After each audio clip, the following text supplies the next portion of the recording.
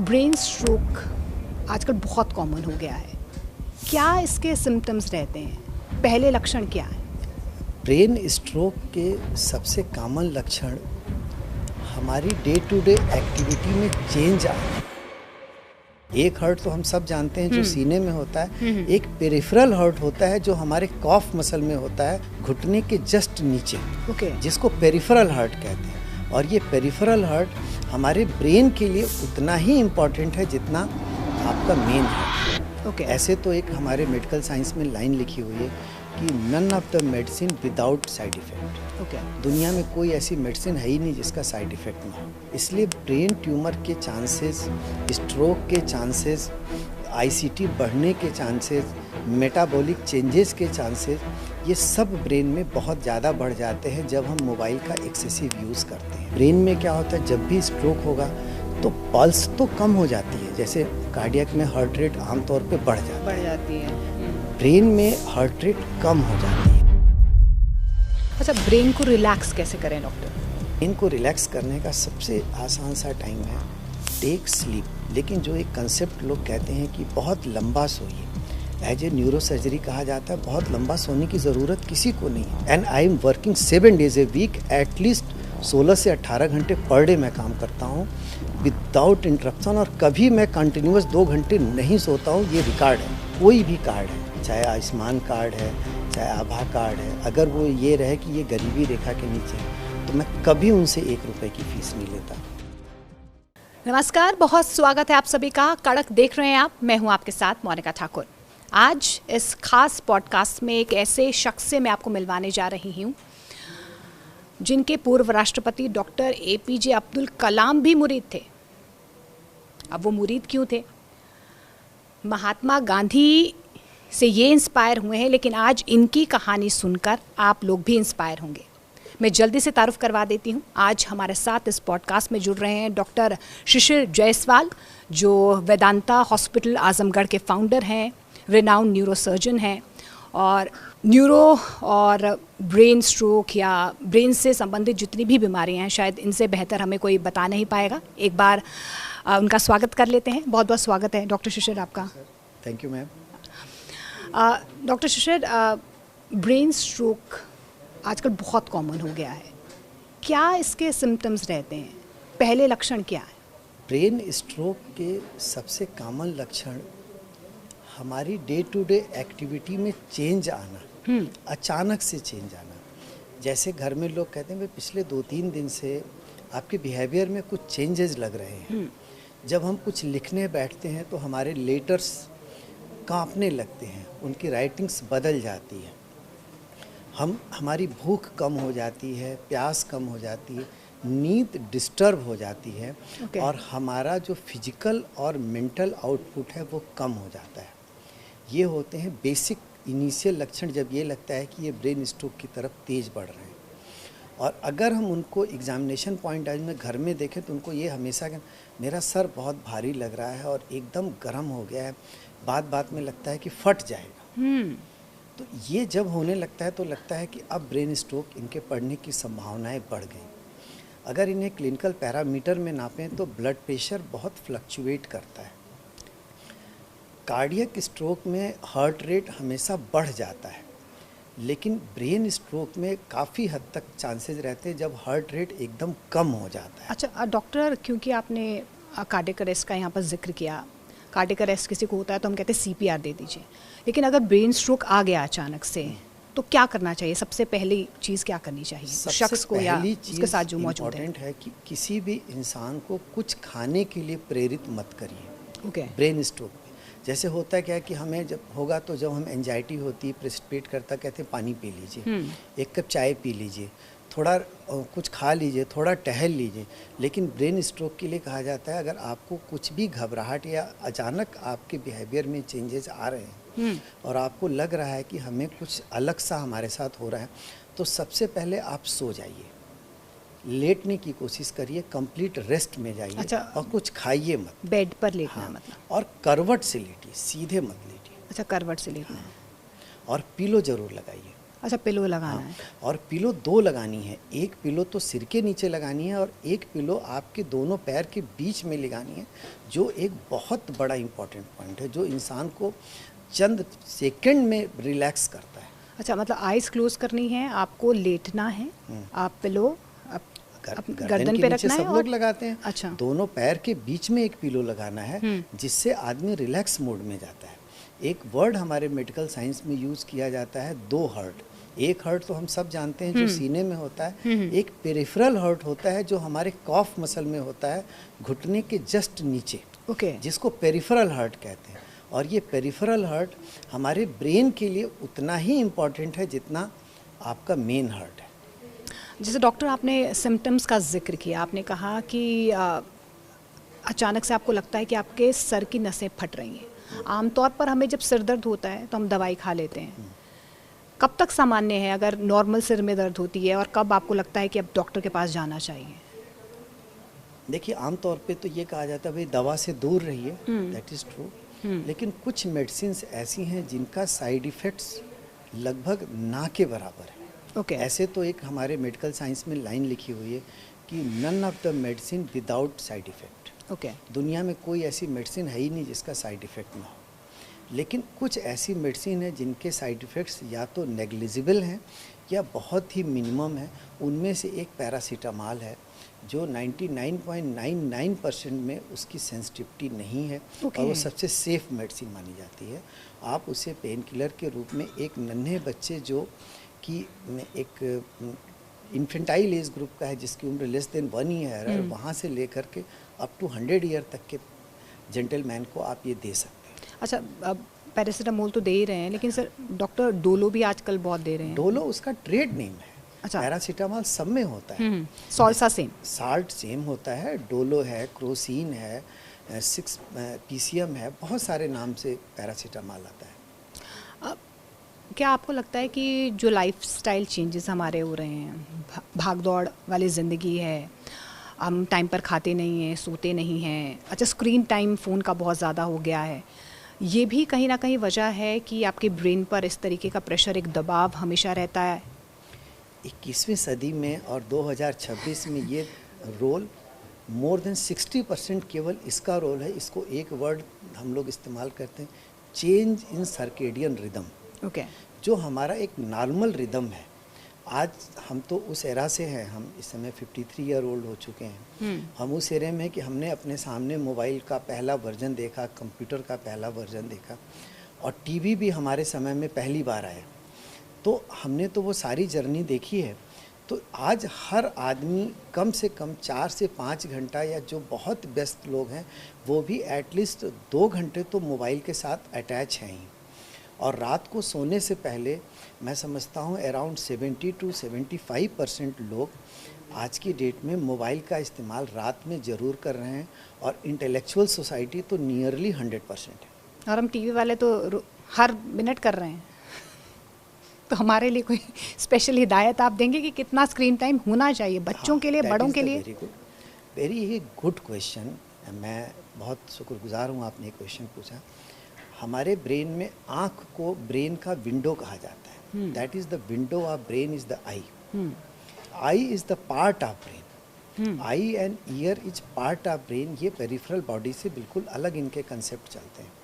तो आंखें थकती हैं क्योंकि फोटिक स्टिमुलेशन जो ब्रेन में जाता है, स्पेशली कलर्ड मोबाइल से, वो बहुत डेंजरस होता है। अगर हम ऑडियो एक्सेप्शन कर रहे हैं, परसेप्शन कर रहे हैं, तो उसका मिनिमम इफ़ेक्ट है। ब्लैक एंड वाइट का उससे थोड़ा ज़्यादा है, कलर्ड का बहुत ज़्यादा है, और आज जो फाइन कलर्स आ गए हैं उनका और भी ज़्यादा है। इसलिए ब्रेन ट्यूमर के चांसेस, स्ट्रोक के चांसेस, आईसीटी बढ़ने के चांसेस, मेटाबॉलिक चेंजेस के चांसेस, ये सब ब्रेन में बहुत ज़्यादा बढ़ जाते हैं जब हम मोबाइल का एक्सेसिव यूज़ करते हैं। स्पेशली व्यूअर्स के रूप में, जैसे यूट्यूब देखना, फेसबुक देखना, और भी कोई चैनल्स या मूवी देखना, या आजकल क्रिकेट में लोग घंटों मोबाइल से जुड़ जाते हैं। तो मेरी बस यही सलाह है कि आप सिर्फ इतना करें कि आधे 1 घंटे पे अपने आँखों में ताज़े पानी के 4 छींटे मार लें, जिससे आंखें बहुत रिलैक्स हो जाती हैं। और बहुत से सूदिंग ड्रॉप्स आते हैं, जिसको गांव में सबसे पहले गुलाब जल से शुरुआत हुई थी। नहीं कुछ है तो ठंडे पानी में गुलाब की पंखड़ियाँ कुछ अपने फ्रिज में रख दें और उसका अर्क आपके उस पानी में आ जाता है। और बहुत प्यारा चाहते हैं तो पानी को बॉयल करके ठंडा कर दें और उसमें कुछ गुलाब की पंखड़ियाँ डाल करके अपने फ्रिज में रख दें और उससे सुबह शाम अपने आँखों को थोड़ा सा छींटे मार लें, वो आपको बहुत रिलैक्स रखेंगे। लेकिन डॉक्टर ये तो बहुत चिंता की बात है, आजकल तो बच्चे खाना नहीं खाते बिना फ़ोन देखे, तो ये तो आप बच्चों को कहीं ना कहीं उनकी ब्रेन पर भी असर हो रहा है। पेरेंट्स सोचते हैं कि एंटरटेन हो रहे हैं बच्चे, लेकिन आप उनको फ़ोन दिखा रहे हैं, टीवी दिखा रहे हैं, तब तक बच्चे खाना नहीं खाते, तो क्या इसका सीधा असर उनके मेंटल हेल्थ पर पड़ता है और इसका असर ब्रेन में होता है?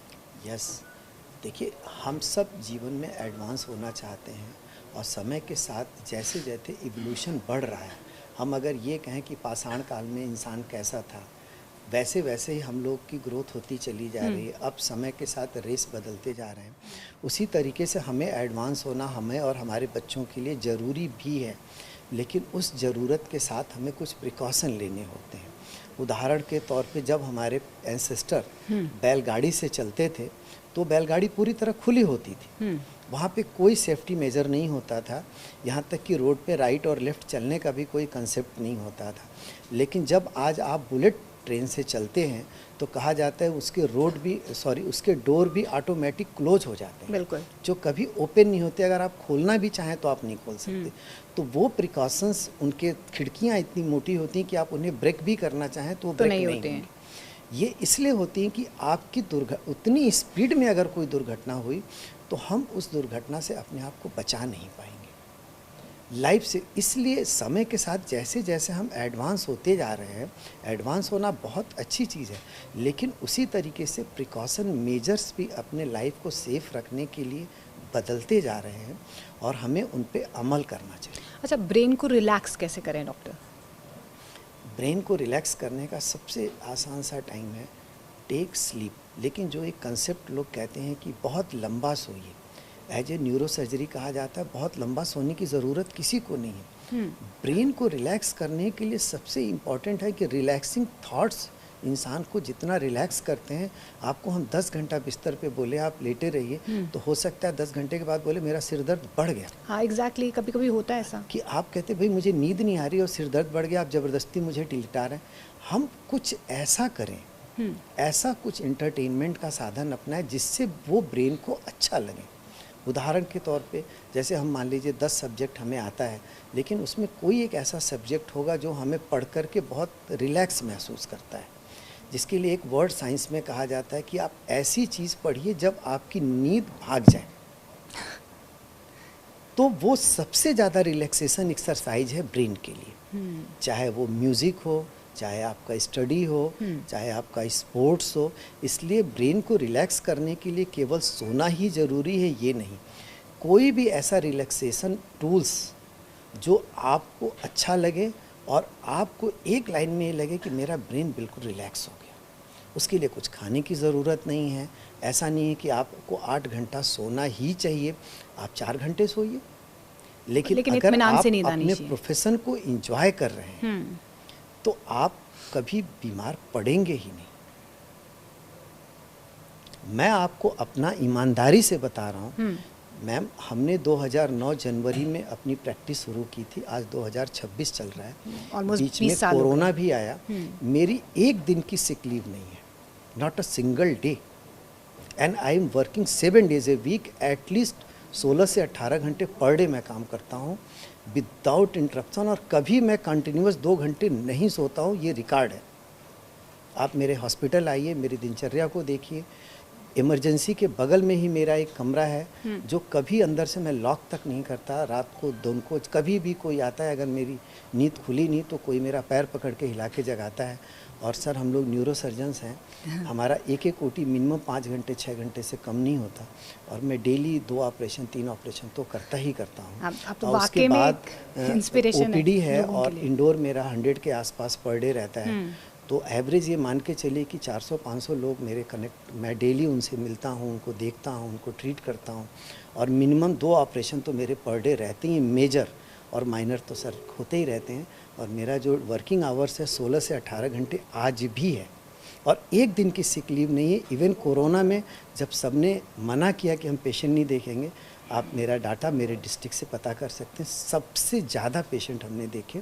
उस समय ये कहा जाता है कि सर, जो कहा जाता है कि कॉरिडोर में पैर रखने की जगह नहीं है, तो कॉरिडोर में पैर रखने की जगह नहीं थी। हमने प्रशासन से, शासन से, हम अपने देश के प्रशासन का धन्यवाद करते हैं कि उन्होंने हमें अनवरत ऑक्सीजन सप्लाई दी, जिससे बहुत से ऐसे लोग थे, जिसमें तमाम बड़े लोग भी, प्रशासनिक पदों पे भी लोग थे, कि जो बहुत दूर दूर से आए कि ऑक्सीजन वहाँ मिल जाएगी, वेदांता चलते हैं। और ये एक अपने आप में रिकॉर्ड है। मैं और मेरी पूरी टीम एक दिन भी हमने कोरोना में हॉस्पिटल में ये नहीं कहा कि हम ओपीडी नहीं करेंगे या आईपीडी नहीं करेंगे या पेशेंट नहीं देखेंगे। इवन ये कहा जाता था कि इंटूबेट करने के लिए पेशेंट को जब हम सांस का ट्यूब डालते हैं तो जब कफ करते हैं तो उनके ड्रॉपलेट्स मुंह पे आ जाते हैं, और उतना K-19 मास्क लगा के सर हमें उतना काम कर पाना संभव नहीं था। जो एक किट थी कि हम उस किट को, पैरासूट टाइप किट थी कि हम पहन करके मरीज को देखें, उसको पहनने के बाद अंदर से इतनी गर्मी होती थी कि उस पेरिफेरल जहाँ पे हमारा हॉस्पिटल सेंट्रली एसी नहीं है, तो वहाँ इतनी गर्मी होती थी कि हम उसे नहीं पहन पाते थे। हम ना कभी सूट पहनते थे, ना ही K-19 मास्क लगा पाते थे, क्योंकि K-19 मास्क लगा के आप 18-20 घंटा काम नहीं कर सकते। तो हम केवल सिंपल मास्क लगा के काम करते थे, हमें कभी कोरोना नहीं हुआ। उसके लिए एक हमने थ्योरी जो बचपन से हम लोग पढ़ते आए, जो कि पूरे दुनिया का था कि भाई आप K-19 मास्क लगाओ, और अगर मैं उस कॉन्सेप्ट को कहता तो कोई मेरी बात नहीं मानता, लेकिन अगर आप इजाज़त दें तो मैं इस बात को रखूं। ये मैंने रिस्क लिया, और बाद में सबसे पहला देश था इटली दुनिया का जिसने उस बात को माना। और इटली ने कहा कि आप पब्लिक प्लेस पे मास्क लगाएंगे तो हम आपको पेनाल्टी लगाएंगे, मास्क लगा करके आप कोरोना को नहीं रोक सकते हैं। ये स्टेटमेंट ऑफिशियली इटली ने जारी किया था, और यही बात के थीम के तहत हमने कोरोना में मरीजों की सेवा की कि भाई मास्क लगा के हम ना तो अपने आप को सेव कर पा रहे हैं, और ना ही K-19 मास्क लगा करके हम किसी मरीज को सेव कर पाएंगे।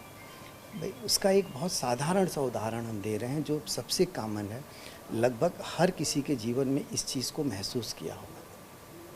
मैम, जब हम 2 साल के हो जाते हैं तब से हमारी मम्मी या हमारे डैडी कहते हैं, बेटा कपड़े पहन के तुम बाथरूम से बाहर आया करो, या कमरे में आके सबसे पहले आप कपड़े पहनो।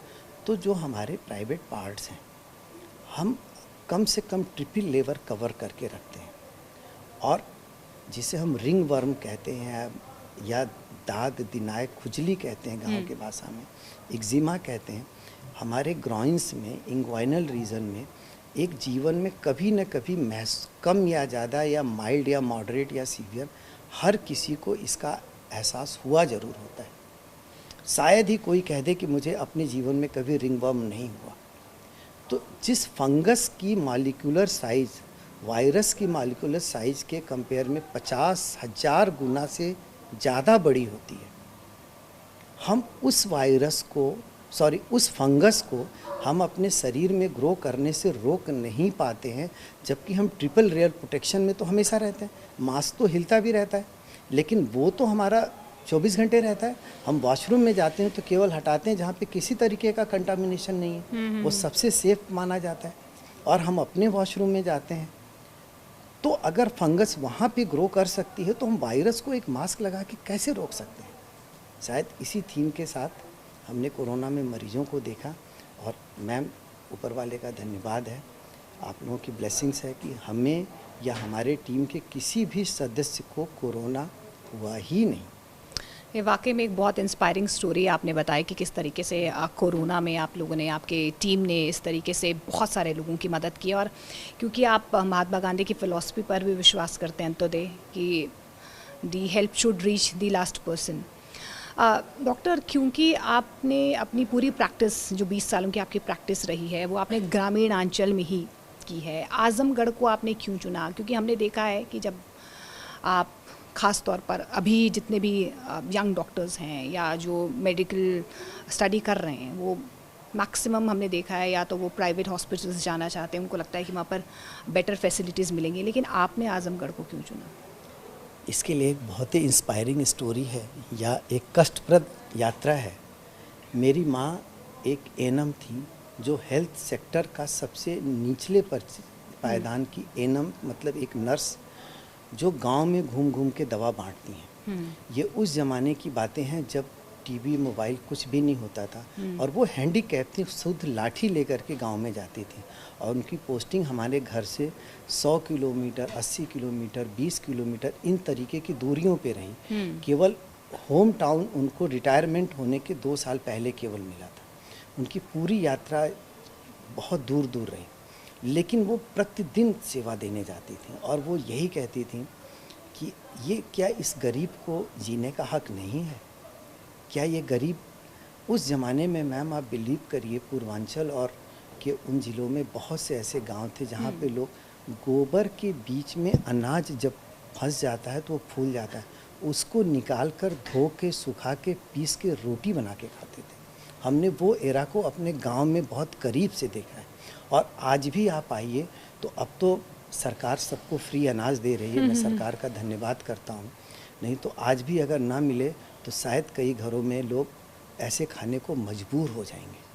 आज भी गरीबी का आलम है वहाँ पे, लेकिन हमारे प्रधानमंत्री जी, यशस्वी प्रधानमंत्री जी ने जो घर दिया, सिलेंडर दिया, साथ में सबको प्रधानमंत्री आवास योजना दी, शौचालय दिया और प्रति माह अनाज की मात्रा इतनी बढ़ा दी कि अनाज बच जाता है।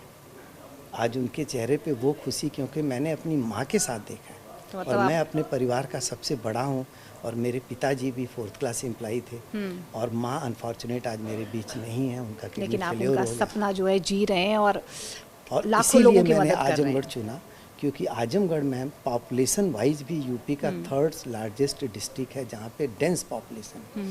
दूसरा ma'am Purvanchal iodine deficiency belt है जहाँ पे लोगों का IQ rest of the country के कंपेयर में कम है। इसका डाटा WHO में फीड है, यूनेस्को में फीड है। मैंने उस एरिया में जहाँ पे लोगों का आईक्यू कम है वहाँ पे सड़कें इतनी ख़राब थी, अब तो क्या ही मैं कहूँ। पूर्वांचल एक्सप्रेसवे लाइफ लाइन कहा जाता है और सच में लाइफ लाइन है। आजमगढ़ से लखनऊ पहुँचने में जहाँ 8 घंटे लगते थे, आज हम 2.5 घंटे में लखनऊ पहुँचते हैं और 8 घंटे बाद जब हम लखनऊ उतरते थे तो कमर टेढ़ी हो जाती थी मैम। और आज 2.5 घंटे का सफ़र अगर हम ग्लास का पानी रख दें कार में तो गिरता नहीं है एकदम। इस लेवल की सड़कें हैं। अच्छा। आप कभी पूर्वांचल आइए ना मैम, आपका दिल खुश हो जाए। मेरे बहुत टाइम ऐसा होता है कि मरीज़ को रेफ़र कर दिया जाता है, आप लखनऊ चले जाइए, आप दिल्ली चले जाइए, लेकिन आपने, क्योंकि आप प्रैक्टिस एक आज़मगढ़ जैसे इलाके में कर रहे हैं, आपने किस तरीके से मरीज़ों में वो कॉन्फिडेंस बिल्ड किया? और क्योंकि 20 सालों के एक लंबा सफ़र आपका रहा है प्रैक्टिस का, कैसे आपने उस चैलेंज को एक्सेप्ट किया और उसके बाद आपने उस चैलेंज पे काम किया? मैम ये भी एक बहुत ही डेडिकेशन स्टोरी है मैम। मैंने आजमगढ़ में अपना एक हॉस्पिटल बनाया। उस ज़माने में कोई मल्टी स्पेशलिटी हॉस्पिटल आजमगढ़ में नहीं था। मैंने एक एक पैसा जोड़ा, मेरी फ़ीस बहुत कम है, आज भी मेरे 200-300 रुपये फ़ीस लेता हूँ। अभी ये भी इसी तरीके का मेरा स्ट्रक्चर, वो भी जिस मरीज़ के पास कोई भी कार्ड है, चाहे आयुष्मान कार्ड है, चाहे आभा कार्ड है, अगर वो ये रहे कि ये गरीबी रेखा के नीचे है तो मैं कभी उनसे 1 रुपये की फ़ीस नहीं लेता। और आज भी मेरा रिकॉर्ड है कि कोई कितना भी सीरियस पेशेंट आ जाए, अगर उसे लगता है कि ऑपरेशन की ज़रूरत है, मैं तुरंत उसका ऑपरेशन प्लान करता हूँ, इन्वेस्टिगेट करता हूँ, ऑपरेट करता हूँ, कभी 1 रुपया नहीं जमा कराता। Free of cost. हाँ, बाद में वो जो दे देगा, नहीं देगा नहीं देगा। और आज मैम एक छोटी सी चीज़ मैं बताऊँ इस चीज़ को कि मेरी सेवा उस क्षेत्र में लोगों को पहुँचे। जब मैंने 2009 में ये क्लिनिक शुरू की थी ऑफिशियली, तो आप केवल इस तरीके से सोचिए, आजमगढ़ में जहाँ मैं प्रैक्टिस शुरू कर रहा था वहाँ से लगभग 250 किलोमीटर की दूरी पे पटना है, 250 से करीब 300 करीब पड़ेगा। पूरब की तरफ, पश्चिम की तरफ लखनऊ है जो 280 किलोमीटर की दूरी पे है। लगभग 100 से 110 किलोमीटर की दूरी पे गोरखपुर है और 100 किलोमीटर की दूरी पे बनारस है। ये चारों दिशाओं में मेरे अलावा कोई न्यूरोसर्जन नहीं था। करीब तो example 2.5 set करोड़ किया की है। पॉपुलेशन को मैंने सर्व किया। और मैम चूँकि वो लोग भी आजमगढ़ सब लोग नहीं पहुंच पाते हैं, इसलिए मैंने अपनी छोटी छोटी ओपीडी 3 जगह और बना रखी है। एक गोरखपुर जनपद में है, एक मऊ जनपद में है और एक गाजीपुर जनपद में। और ये सारे ही जनपद ऐसे हैं जिनमें रोड कनेक्टिविटी, पावर्टी एक अपने चरण सीमा पे थी उस समय, और क्रिमिनलिज्म भी मैम उतना ही था। और एक चीज़ और आपको बताऊं, मैं शायद ही इकलौता डॉक्टर होऊंगा एज ए न्यूरोसर्जन पूरे इंडिया में। न्यूरोसर्जरी मैम मेडिकल की सबसे टफ ब्रांच है और सबसे हाई मेरिट की ब्रांच मानी जाती है। मैं वहाँ का SGPGI का टॉपर हूँ। मैंने पढ़ा। और आज तक मेरे रिकॉर्ड को किसी ने नहीं तोड़ा है मैम, ये भी एक मुझे ये अपने आप खुशी में बहुत है। बड़ी उपलब्धि है। और मैं वहाँ पे प्रैक्टिस किया मैम, और वहाँ जा कर के मैं OPD 3-3 बजे रात तक करता हूँ। आज भी मेरी OPD 12 बजे रात से पहले कभी ख़त्म नहीं होती। ऐसी और मैं सुबह 4 बजे से पहले कभी नहीं सोता हूँ और 4 बजे तक मैं आउट ही करता हूँ आके। देखिए, ऐसे ही डॉक्टर्स को ना भगवान का दर्जा नहीं दिया जाता है। शिशिर जायसवाल जैसे डॉक्टर्स हैं जो देखिए रात दिन एक करके आप लोगों की सेवा करते हैं। डॉक्टर शिशिर, डॉक्टर APJ अब्दुल कलाम वाला वो क्या किस्सा था, कैसे आपने संपर्क किया? मैं SGPGI में सर एक बार आए थे। हाँ। उसके बाद मैं उनसे एक बार मिला भी था। एक उन्होंने अवार्ड भी मुझे अपने हाथों दिया है। तो उन्होंने कहा था जब तुम कुछ अपने गरीब क्षेत्र के लिए करोगे, क्योंकि जब उन्हें पता चला मैं आजमगढ़ और मऊ का रहने वाला हूँ, तो बोले जब तुम वहाँ के लिए कुछ करोगे तो मैं तुम्हारे पास आएगा। मैंने कहा सर।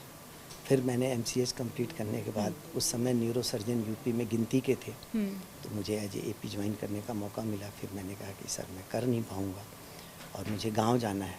और आप विश्वास करिए मैम, मैंने जब आजमगढ़ में प्रैक्टिस शुरू की तो आजमगढ़ में CT स्कैन भी नहीं था, MRI भी नहीं था। मैं मरीज को देखता था, उनको वहाँ से 100 किलोमीटर दूर बनारस या तो फिर 100 से 110 किलोमीटर दूर गोरखपुर भेज करके उनका CT और MRI कराता था। और जितना मिनिमम से मिनिमम रेट पे हो करवाता था मैं।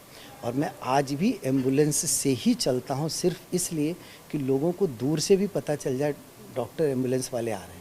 और मेरे साथ मेरी हाँ, मैं पूरी एम्बुलेंस में ही चलता हूँ। अच्छा। और मेरी पूरी टीम चलती है उसमें।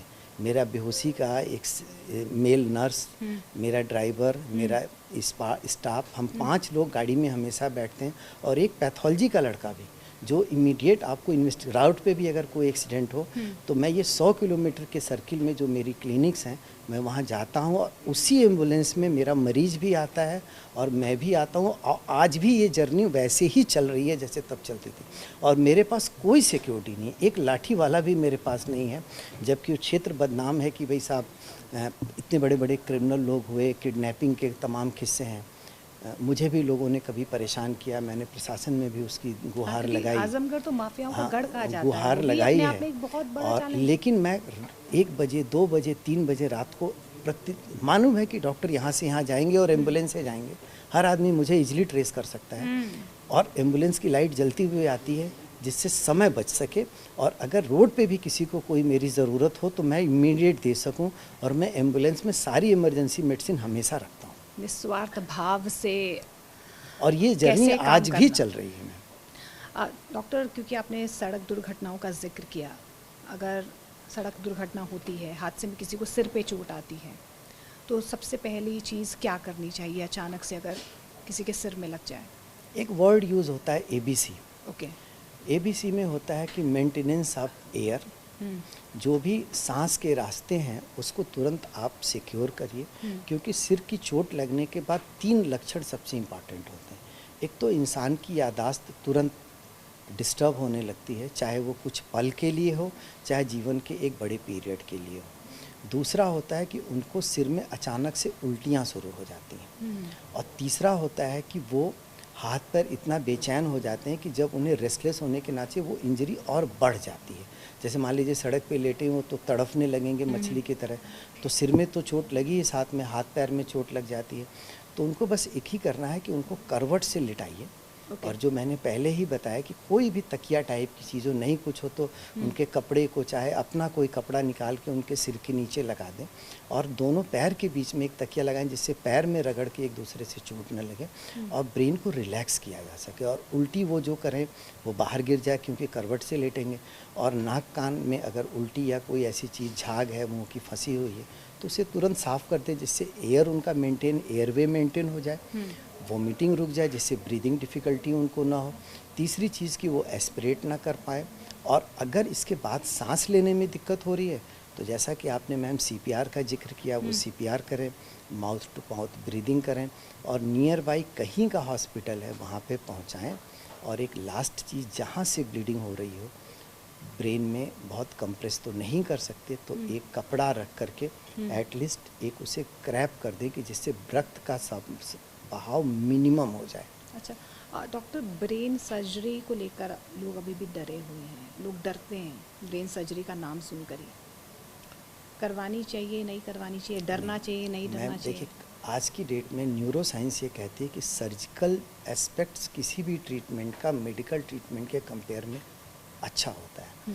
बस फ़र्क ये है कि सर्जरी कब करनी है, कितनी करनी है, कहाँ करनी है, ये बड़ा इम्पॉर्टेंट डिसीज़न होता है। क्योंकि न्यूरो सर्जरी में ऑपरेशन तो करना एक बड़ी चीज़ है ही है, लेकिन ऑपरेशन कब करना चाहिए और कब नहीं करना चाहिए, कितनी देर बाद करना चाहिए कि तुरंत करना चाहिए, ये सारे पैरामीटर्स पर्सन टू पर्सन और इंजरी के हिसाब से डिपेंड करते हैं। ओके। ब्रेन ट्यूमर के क्या लक्षण रहते हैं? क्या वो पहले सिम्टम्स नज़र आते हैं ब्रेन ट्यूमर के? मैम देखिए, ब्रेन की कोई भी पैथोलॉजी हो, चाहे स्ट्रोक आप इस्तेमाल करें, स्ट्रोक मोटा मोटा 3 तरीके का होता है।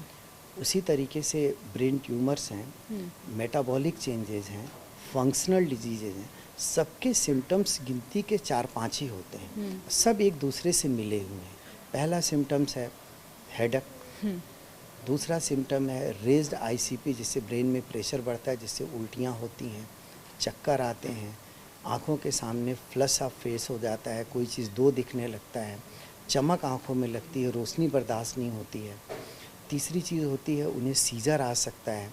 चौथी चीज़ होती है कि ब्रेन के पेशेंट्स रात में ज़्यादा डिस्टर्ब होते हैं लेट नाइट। ओके। और इसीलिए मैम आईसीटी बढ़ता है सर्केडियन रिदम के हिसाब से।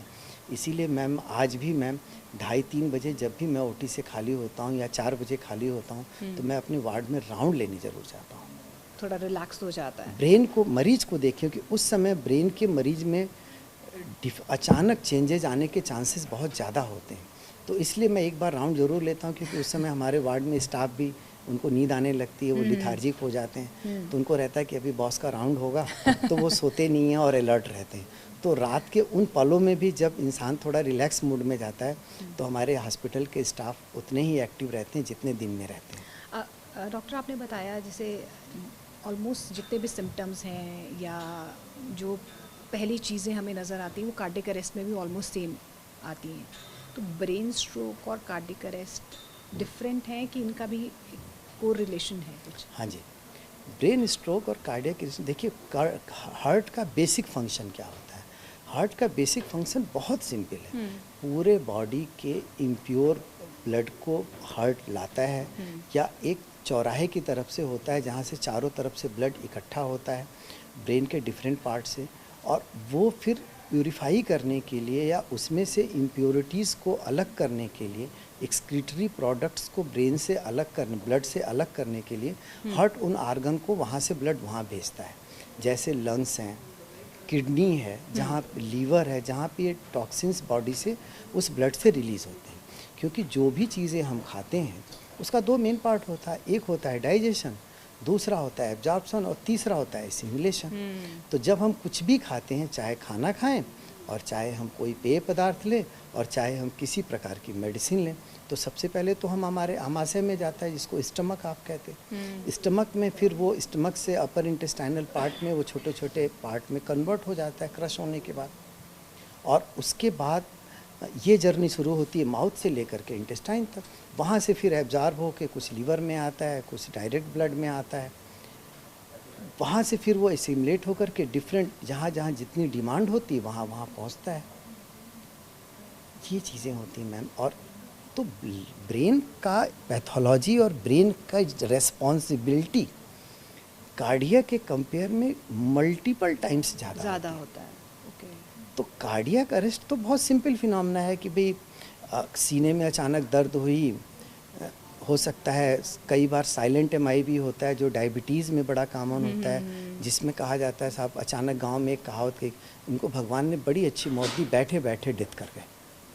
तो वो साइलेंट एमआई होता है जिसमें पेन नहीं होता लेकिन हार्ट अटैक उन्हें पड़ा होता है।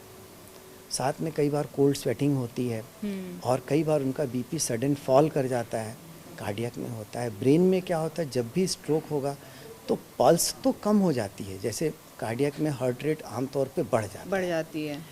ब्रेन में हार्ट रेट कम हो जाती है लेकिन बीपी बहुत बढ़ जाता है। जैसे बीपी अचानक जिनका 120 रहना चाहिए वो 200 क्रॉस कर जाता है, और वहीं हार्ट अटैक में बीपी फॉल कर जाता है। कई बार बीपी रिकॉर्ड नहीं होता, शरीर को छुएंगे तो शरीर बिल्कुल ठंडा लगेगा, ये हार्ट अटैक में होता है। लेकिन स्ट्रोक में शरीर गर्म हो जाता है क्योंकि वैस्कुलरिटी पूरे बॉडी से जहाँ जो पेरिफेरल पार्ट हैं जैसे लेग्स हैं, इंटेस्टाइन है, यहाँ से ब्लड डायरेक्ट ब्रेन में बढ़ जाता है। डॉक्टर लास्ट मैं आपसे आखिरी में पूछना चाहूँगी, ऐसे 2 से 3 चीज़ें क्या आपको रोज़ाना करनी चाहिए जिससे आपके ब्रेन पर या ब्रेन की नसों पर असर ना हो? एक लास्ट आप बता दीजिए दर्शकों। मैंने ये 3 पॉइंट बताए। पहली पॉइंट कि अपने प्रोफेशन में कोई ऐसी चीज़ चुनिए अपनी दिनचर्या में, चाहे वो प्रोफेशनल हो चाहे नॉन प्रोफेशनल हो, आपके ब्रेन को उससे रिलैक्सेशन मिलता हो। जैसे सोने से ही केवल रिलैक्सेशन मिलेगा, ये कंसेप्ट बिल्कुल गलत है। आपको संगीत सुनने से भी हो सकता है, कोई किताब पढ़ने से भी हो सकता है, कोई स्पोर्ट्स खेलने से भी हो सकता है, स्विमिंग से भी हो सकता है, नाइट वॉक से भी हो सकता है।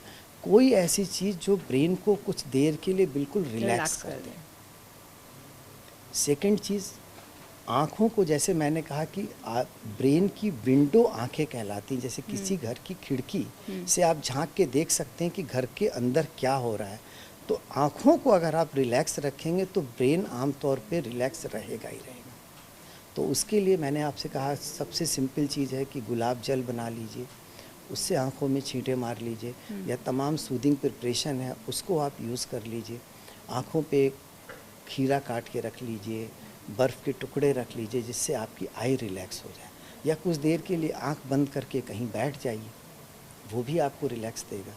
खाने में लिक्विड डाइट ज़्यादा लीजिए कंपैरेटिवली सॉलिड डाइट की, तो ब्रेन आपका बड़ा रिलैक्स रहता है। बहुत बहुत शुक्रिया डॉक्टर शिशिर हमारे साथ जुड़ने के लिए। भगवान आपको और बल दे। आप जो जन सेवा कर रहे हैं, लोगों की मदद कर रहे हैं, आगे भी आप इसी तरीके से आगे लोगों की मदद कर पाएँ। बहुत बहुत शुक्रिया हमारे साथ जुड़ने के लिए। Thank you. नमस्कार।